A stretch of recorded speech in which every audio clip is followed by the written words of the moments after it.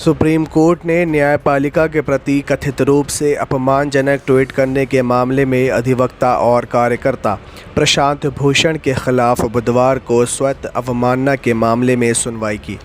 इस दौरान अदालत ने पाया कि मामले में ट्विटर इंडिया नहीं बल्कि ट्विटर इंक ऑफ कैलिफोर्निया सही प्रतिवादी है।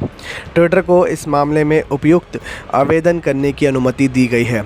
शीर्ष अदालत ने ट्विटर इंडिया के खिलाफ भी अदालत की अवमानना की कार्रवाई शुरू की है।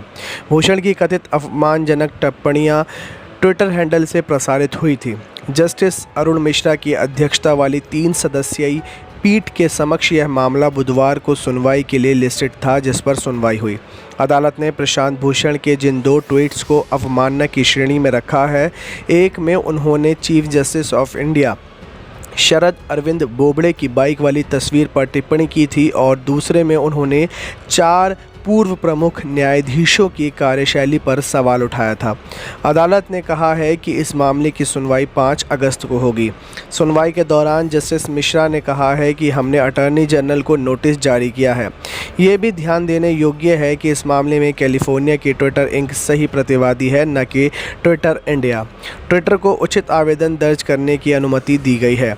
सुप्रीम कोर्ट ने कहा है कि प्रशासनिक पक्ष की ओर से अवमानना कार्रवाई के लिए हमारे सामने एक याचिका लाई गई थी। हमने याचिका और CJI SA बोबड़े के खिलाफ लगाए गए आरोप को पढ़ा। 27 जून को किया गया ट्वीट पर सवाल किया गया। सुप्रीम कोर्ट की 3 जजों की बेंच ने एडवोकेट प्रशांत भूषण और ट्विटर इंक को नोटिस दिया है। गौरतलब है कि प्रशांत भूषण न्यायपालिका से जुड़े मसले लगातार उठाते रहते हैं और हाल ही में उन्होंने कोविड-19 महामारी के दौरान दूसरे राज्यों से पलायन कर रहे कामगारों के मामले में शीर्ष अदालत के रवैये की तीखी आलोचना की थी।